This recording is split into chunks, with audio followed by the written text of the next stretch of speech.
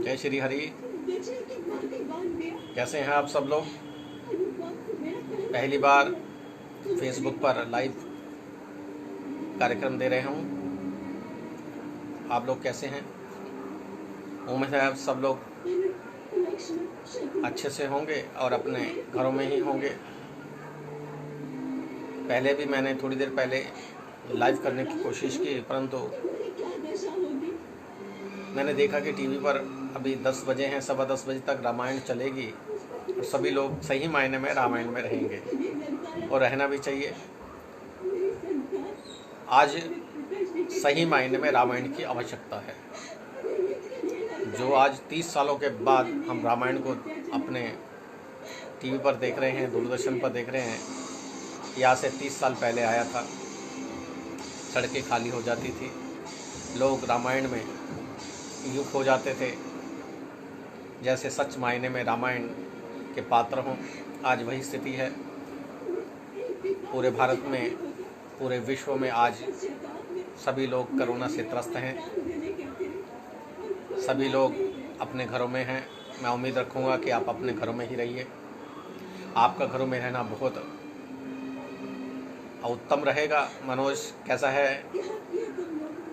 आप लोग आए, मेरी बात को सुन रहे हैं, मैं आपका धन्यवाद करता हूँ। चलिए शुरू करते हैं अपनी बात को। बात आज कोरोना से लेकर हर तरह की बात को हम करेंगे, पर सबसे ज़्यादा ज़रूरी यही है कि आप अपने घरों में रहें। मीडिया की बात पर आप जा रहे होंगे, आप देख रहे होंगे मीडिया आपको क्या क्या दिखा रहा है, परंतु मैं आपसे फिर से एक बार कह दूंगा, मैं आपको डराना नहीं चाहता। कोरोना आज ऐसी स्थिति में है, सही मायने में बहुत तेज़ी से फैल रहा है। सही रिपोर्ट आ रही है या नहीं आ रही, मैं इसको नहीं कह सकता, मैं ना ही कहूँगा, परंतु सही मायने में एक साधक होने के कारण मैं आपसे विनती करूँगा कि आप अपने घरों में रहें। कोरोना की सही संख्या इस समय नहीं आ रही है। कृष्ण भारद्वाज जय श्री राम लिखते हैं, धन्यवाद। अंजू जी धन्यवाद। आज मैं एक चीज़ और बता दूंगा, कोरोना के साथ साथ में कल बगलामुखी जयंती थी। मैं बिल्कुल ठीक हूँ। किशन जी आप कैसे हैं? मैं आपको बता दूं, कल बगलामुखी जयंती थी। आज माता भगवती सीता जी की जयंती है और आपसे अगर आप कर सकें, मनोज चौधरी जय श्री हरि, जय श्री हरि लिख रहे हैं, धन्यवाद। आपको बता दूं कि आज जानकी माता भगवती की जयंती है। अगर हो सके तो आप हिंदुत्व के नाते, और रामायण आज समाप्त हो रही है, तो आज अपने घर में थोड़ा सा मीठा जरूर बनाएं। माँ भगवती, मैं जब छोटा होता था तब भी मैंने ये रामायण देखी थी। मुझे याद है 30 साल पहले ये रामायण आया करती थी, परंतु उसे समझने में आज 30 साल लगे कि सही मायने में कि रामायण क्या होती है। रामायण के एक एक पात्र को समझने में आज सही मायने में जो संतोष मिलता है, आज मालूम पड़ता है कि हमारी संस्कृति, हमारे संस्कार कितने उत्तम थे, समाज को किस तरह से चलाया जाता था। और यही रामायण के ही संस्कार हैं जो आज आप अपने घरों में बैठे हुए हैं।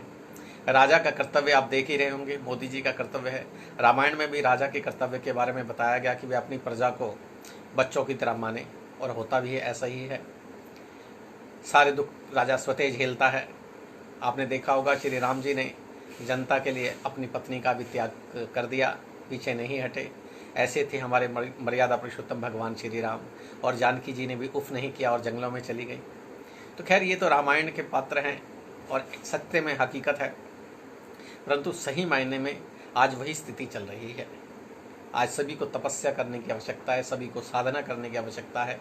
घर में रहना भी अपने आप में साधना है। आप अपने घरों में रह रहे हैं, ये साधना ही है। जो समय आपको मिलता है उसमें प्रभु का सिमरन करें।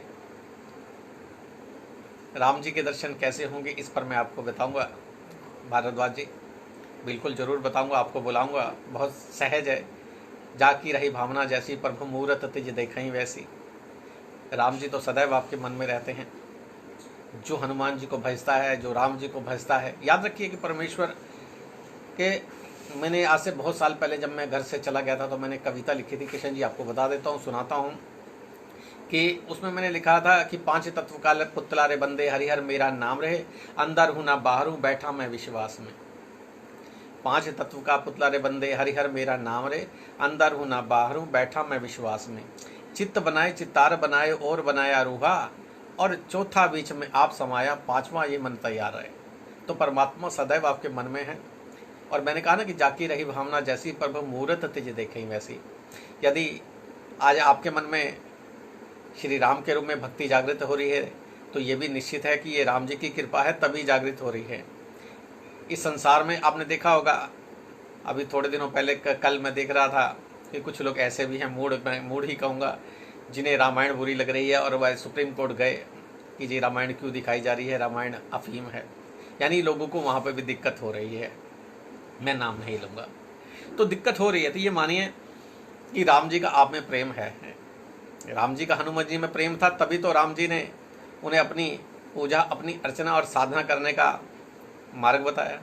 तो राम जी की मर्जी के बगैर आप राम जी को नहीं भज सकते। यदि आज राम जी को भज रहे हैं और राम का आप ध्यान कर रहे हैं, तो निश्चित है राम जी आपके हृदय में वास करते हैं। आपके नहीं, सभी के हृदय में वास करते हैं। जो परमात्मा को भजता है, परमात्मा सदैव उसके साथ रहता है, अपने भक्तों को अपने पुत्र की भांति रखता है। इसमें निश्चित कोई दोहराई नहीं है। तो ये भी सत्य है। तो चलिए अब थोड़ी सी सामाजिक बात पे आ जाएं। आपकी बात का उत्तर मैंने दिया कि आप राम जी के दर्शन कैसे होंगे। तो राम जी के दर्शन हो रहे हैं और निश्चित है होते रहेंगे। फर्क ये है कि इन नैनों में कीच समाया, हो गई ये बेकार रे, और अंत नैन को खोल रे बंदे, तब होगा दीदार रे। असल में क्या होता है, एक योग्य क्रियाएं हैं। योग्य क्रियाएं तात्पर्य यह है कि आप वीडियो कैमरा देख लीजिए, उस वीडियो कैमरे को आप कभी रिकॉर्डिंग में लगाएंगे तो वो वही रिकॉर्ड करेगा जो वो देख रहा है, और वो वही देखेगा जो आप देखना चाहेंगे, वही देखेगा, वही रिकॉर्ड करेगा जो आपकी आंखें देख रही हैं। आपकी बाहें आंखें जो चाहती हैं, आपका हृदय जो चाहता है, आप वही देखते हैं। परंतु होता क्या है कि इन नैनों में कीच समाया, हो गई ये बेकार रे, अंत नैन को खोले रे बंदे, तब होगा दीदार है। हमारी दोनों आंखें जो हैं, ये सामाजिक रूप से देखा जाए तो इस सामाजिक वस्तुओं को ही देखती हैं, बाह्य दृश्य को ही देखना पसंद करती हैं, वासना से लिप्त ही रहती हैं, वासना में डूबी रहती हैं। इन्हें जलेबी अच्छी लगती है, इन्हें लड्डू अच्छे लगते हैं, तो ये सुंदरता की ओर मोहित रहते हैं। स्ट्रगल और मेहनत नहीं करना चाहते। अब इन्हीं दोनों आंखों के मध्य में हमारी योग, यानी कि भारतीय दर्शन योग शास्त्र कहता है, कुंडली जागरण के बारे में आपने सुना होगा कि हमारे शरीर में इंडला पिंडला के मध्य से सूक्ष्म नाड़ी जो है, हमारी नाभि से 2 उंगल नीचे से आरंभ होकर हमारे सहस्त्र तक जाती है, और जो हमारा छठा द्वार है वो त्रिनेत्र है। तो एक योगिक क्रियाएं हैं। जब हम बाह्य ऊर्जाओं को बंद कर कर भीतरी ऊर्जा, यानी कि अपनी आंखों को बंद कर लेते हैं, अधिक से अधिक उसमें ध्यान देते हैं और दोनों भुवों के मध्य में उसे ले आते हैं, तो धीरे धीरे वो जागृत हो जाती है। तो हमें वो भी दिखने लगता है जो हम देखना चाहते हैं। और यदि आपको ये अच्छा लग रहा है तो ये अपने ग्रुप में शेयर कीजिए। जो लोग इसे शेयर करेंगे अधिक से अधिक ग्रुप में, मैं उनके दूसरे भी प्रश्नों का उत्तर दूंगा। बहुत से लोग जन्म कुंडली वगैरह भी अपने दिखाना चाहते हैं, तो मैं वो भी देख सकता हूं, मैं वो अभी आपको देखकर बता दूंगा। तो आप इसे अपने दूसरे ग्रुप में ज़रूर शेयर कीजिए, ज़्यादा से ज़्यादा शेयर करने की कोशिश कीजिए। देखिए, आज हम समाज के जिस दौर में गुजर रहे हैं, अगर यही लाइव कोई फिल्म कलाकार कर रहा होता तो यहाँ लाखों लोग होते। परंतु आज विडंबना ऐसी है, पिछले 1400 सालों में हमारा धर्म धीरे धीरे हम ये कहेंगे कि लोप हो रहा है, ऐसा नहीं है। मतलब कि कहने का मतलब कि चादर ऊपर जाती जा रही है। ये विडंबना है, हमारे देश की विडंबनाएं हो गई हैं पिछले 1400 सालों से। आज भी हमारे धर्म को नीचा दिखाने के लिए लोग नए नए प्रयास करते हैं, परंतु उन्हें ये बता दूं कि जो धर्म हमारा है स्थिर शिवलिंग की तरह है, स्थिर है। इस पर किसी चीज़ का कोई प्रभाव नहीं होता। लाखों सालों से चल रहा है। सैकड़ों धर्म आए, बने और चले गए। कोई निराकार की बात करने लग गया, परंतु घूमकर वो सभी साकार में भी आ गए। हम भी निराकार की बात करते हैं। अगर हम वैदिक युग की बात करें तो वैदिक युग में भी हम साकार और निराकार दोनों को मानकर चलते थे। आज हमने, ये विज्ञान ही तो है कि निराकार पे परमात्मा को साकार करने की शक्ति हमें परमेश्वर ने ही दी है, और जो शक्ति परमेश्वर ने हमें दी है उसी के आधार पर ही तो हम साकार कर लेते हैं। हमारे विद्वानों ने वाल्मीकि जी ने रामायण लिखी, तुलसीदास जी ने रामचरितमानस लिखी। सब ने अपनी आत्मा के निचोड़ को उसमें डाला है और ज्ञान के निचोड़ को ही तो डाला है। पिछले 1400 सालों में आप देखेंगे किस तरह से धीरे धीरे समाज के अंदर में आप जा रहे होंगे कि धर्म के प्रति लोगों का रुझान कम हो रहा है। अब वो कसूर किसका कहेंगे हम? वो कसूर उन लोगों का भी नहीं है कि हम अपने आने वाली पीढ़ी को सही मायने में संस्कारी नहीं बना पा रहे हैं। हम महात्माओं पर दोष नहीं दे सकते। पहले तो कहते हैं हमें एक चीज सिखा दी गई, महात्मा बनों में रहा करते हैं। ऐसा नहीं था मेरे मित्र। वैदिक युग में सभी महात्मा गृहस्थ भी थे।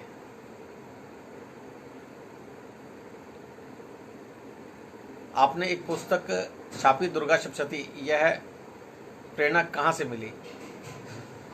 देखिए, हर प्रेरणा परमात्मा की कृपा से होती है। दुर्गा सप्तशती मैं बचपन से पढ़ता था और दुर्गा सप्तशती जब मैंने बचपन में पढ़ता था तो उसमें कुछ समझ में ये आता तो सब में था, परंतु जब मैं उसे गाने की कोशिश करता था तो दुर्गा सप्तशती नहीं हो पाती। जैसे तुलसीदास जी ने रामचरितमानस की रचना की तो हमने सोचा कि क्यों ना हम भी कोशिश करके देखें। तो हमने उस समय, कमल जी नमस्कार, आपने नमस्कार किया, धन्यवाद।